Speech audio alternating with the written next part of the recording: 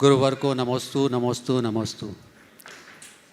महाराज श्री, मेरा आपसे प्रश्न है कि आज के युवा वर्ग को हम धर्म से जोड़ नहीं पा रहे हैं, क्योंकि बच्चे जो हमसे क्वेश्चन पूछते हैं उसका जवाब देने में हम असमर्थ हैं।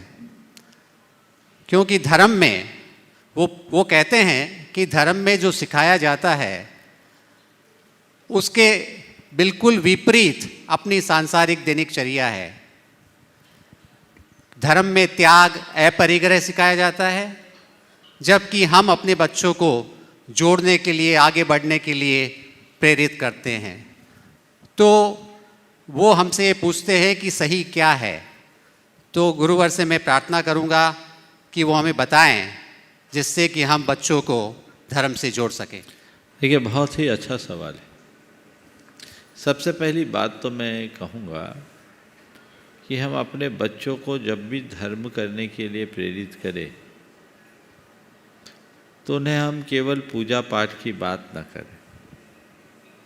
हम लोग जब भी बात करते हैं तो केवल रिचुअल्स की बात करते हैं। मंदिर जाओ, माला फेरो, पूजा करो, पाठ करो, जाप करो, स्वाध्याय करो, गुरुओं का सत्संग करो। तो इसके प्रति वो लोग उतने उत्साहित नहीं रहते जितना उनको रहना चाहिए। दूसरी बात, जो लोग पूजा पाठ करते हैं वे लोग उनके सामने उतना अच्छा आदर्श उपस्थित नहीं कर पाते।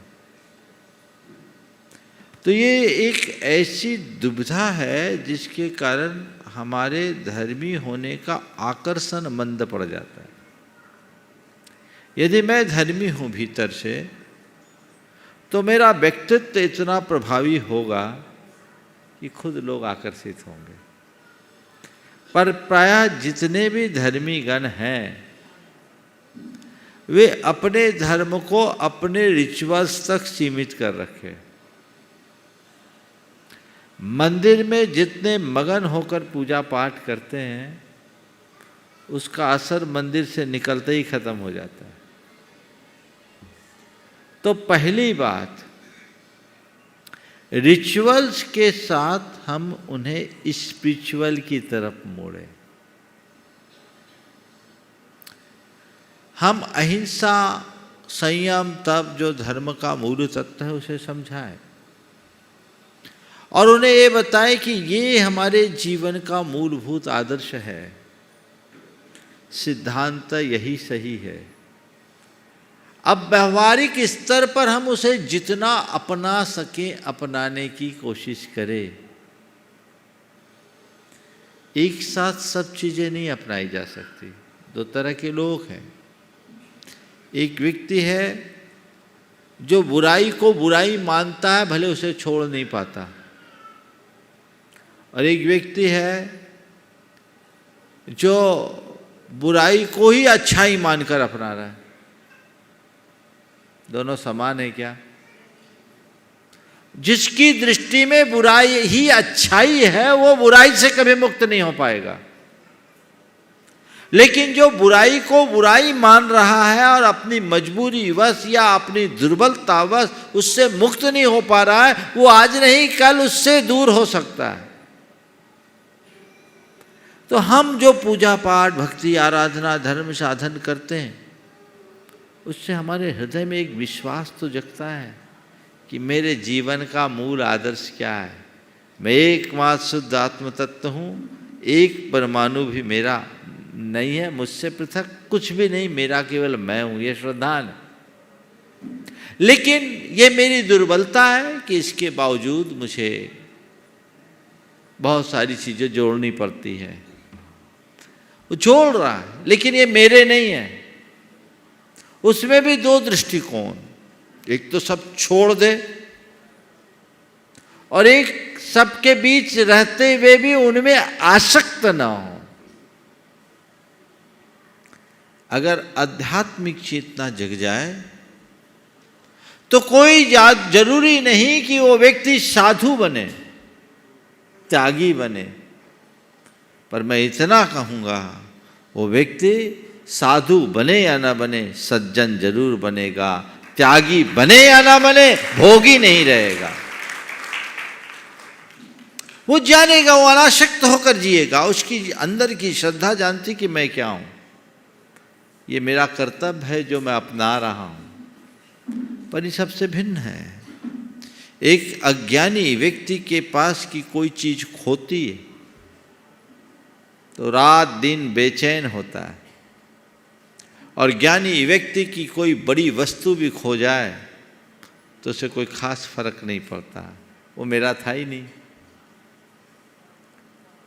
आप अपने घर में घर को अपना मान कर रहते हो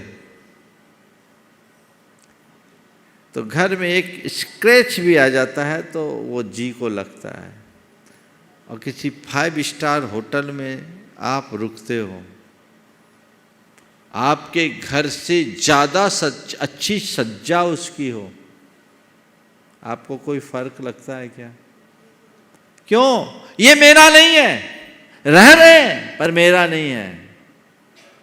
तो धर्मी होने का मतलब सबके बीच रहते हुए भी स्वयं की पहचान बनाकर जीना,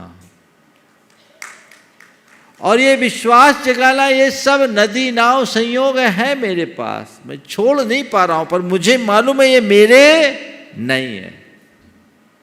इसलिए बच्चों को समझाइए कि बेटे, हम तुम्हें इसलिए धर्म करने को नहीं कहते कि तुम सब त्याग करके साधु बन जाओ। एक बहन जी ने कहा कि महाराज मेरे बेटे ने एक ऐसा सवाल किया कि मैं विचलित हो गई। बोले क्या? बोले अब मैं इतना बड़ा हो गया, अब आप कहते हो हमें मोक्ष मार्ग की बात सोचना चाहिए, राग रंग में नहीं लगना चाहिए, सब कुछ नहीं करना चाहिए, तो आपने हमें बचपन में ये बात क्यों नहीं सिखाया? पाल पोस के बड़ा कर दिया, हमारी शादी कर दी, आप हमें मुनि बना देते। ये सब आपने हमारे लिए क्यों कराया? सवाल बहुत अच्छा सवाल था। उन्होंने कहा महाराज जी मैं उसे जवाब नहीं दे पाई, क्या दूं? आपकी तरह वो सवाल यहाँ उठा तो उनको जो जवाब मैंने दिया था, आज से 7 साल पहले की बात है, 2014 की, और 9 साल हो गए, उसको भी आपके ही सवाल में मैं जोड़ देता हूँ। मैंने कहा बिल्कुल ठीक है, मार्ग तो यही है, बच्चों को वही शिक्षा देनी चाहिए, पहली शिक्षा तो यही होनी चाहिए, लेकिन मोहवश लोग नहीं दे पाते।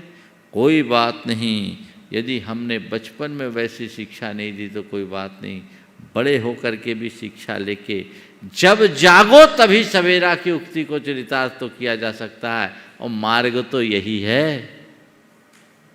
हमारे तीर्थंकर भगवंतों ने भी एकाएक घर थोड़ी छोड़ा कि 8 बरस के हुए और सीधे मुनि बन गए, कोई भगवान नहीं। आम जन तो कर सकते, किसी तीर्थंकर ने नहीं किया, कर सकते हैं पर किया नहीं।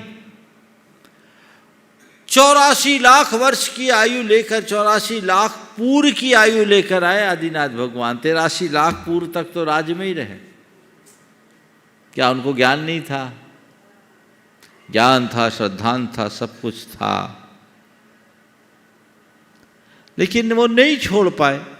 उस समय उनकी परिणति नहीं आई, लेकिन जब जागे, लेकिन जितने समय तक वे राज्यासीन रहे एक आदर्श मनुष्य की तरह जिए। क्या ये हमारा आदर्श नहीं हो सकता? हम एक नेक इंसान की भांति जिए।